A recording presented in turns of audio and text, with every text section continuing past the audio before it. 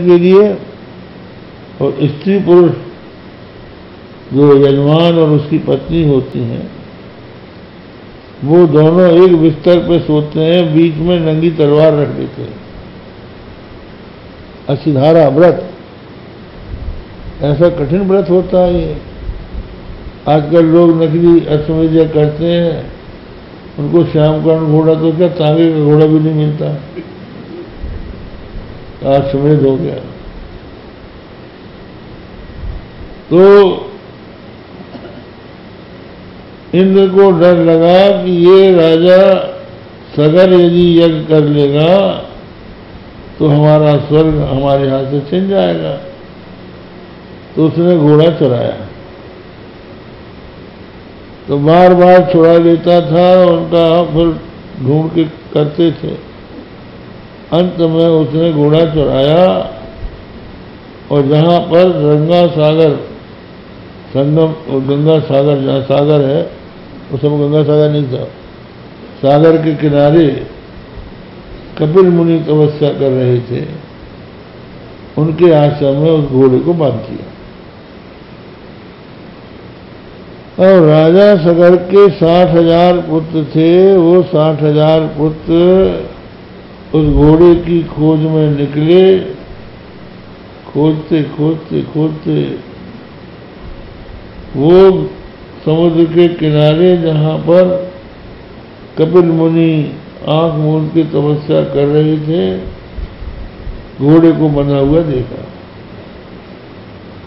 समझा यही है घोड़े को चुराने वाला। मारो मारो, पकड़ो पकड़ो। और 60,000 एकदम से जो उन्होंने कोलाहल मचाया तो मुनि की समाधि खुल गई और उन्होंने उनकी तरफ क्रोध से जो देखा तो वो 60,000 भस्म होकर गिर पड़े। ऋषि मुनि ऐसे तपस्वी पहले होते थे, उनमें शक्ति होती थी। तो अब जब वो भस्म हो गए तो 2 रानियां थीं उस सगर राजा की। उसका एक पुत्र था असमंजस, उसका पुत्र था अंशुमान। उसने खोज की,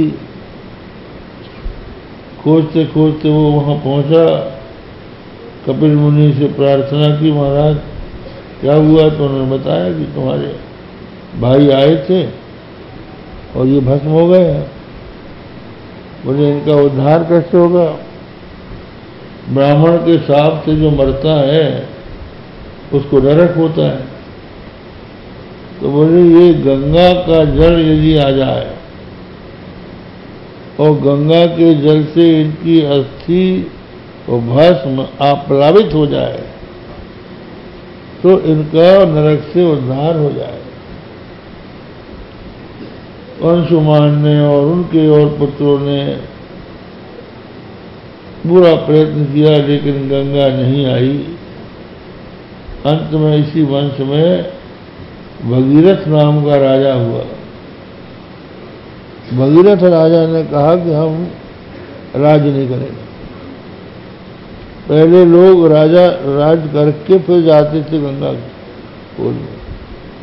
पहले से ही इसने भगीरथ ने अपना राजमंत्रियों को सौंपा, कहा गंगा जब ले आएंगे तब हम राज्य करेंगे। तो फिर गए राजा भगीरथ, ब्रह्मा जी से प्रार्थना की। ब्रह्मा जी ने कहा कि ठीक है, हम अपने कमंडलू में जो गंगा है उसको छोड़ देंगे, लेकिन उसका जो वेग है उसको कौन सहेगा? तो उसके लिए आप शंकर जी को तैयार करो। तो शंकर जी से जब प्रार्थना की गई तो वो तैयार हो और धारा चली। आप सोचो मामूली धारा है, आज भी देखो गंगा को इतने जोरों से धारा वहां से चलती है कि कोई घुटने भर पानी में खड़ा नहीं हो सकता। बह जाएगा, पैर ही रुक नहीं सकता, इतने जोरों की धारा है और इतनी जल राशि है। अब तो कम भी हो रही है सुनते हैं। तो इसको कौन धारण करेगा? भगवान शंकर को तैयार किया।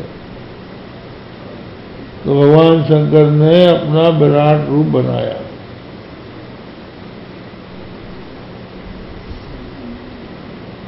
तो वहां भगवान ने जैसे गंगा जी आई, अपनी जटा में गंगा को धारण कर लिया। ये बताया है, महिमना स्तोत्र में आता है कि ये गंगा जिसका जल खाई में गिरते गिरते समुद्र के रूप में परिणत हो गया, इतनी विशाल जल राशि, जैसे आकाश गंगा दिखती है। आप देखिए खुले आकाश में तो एक तारागणों की धारा सी दिखलाई पड़ती है, उसको आकाश गंगा कहते हैं।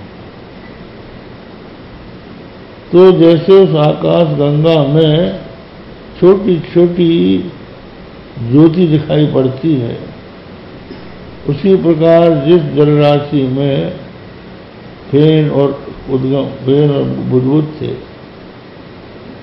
ऐसी विशाल राशि जब भगवान शंकर के मस्तक पर आई तो प्रसद लघु दृष्ट सरसिते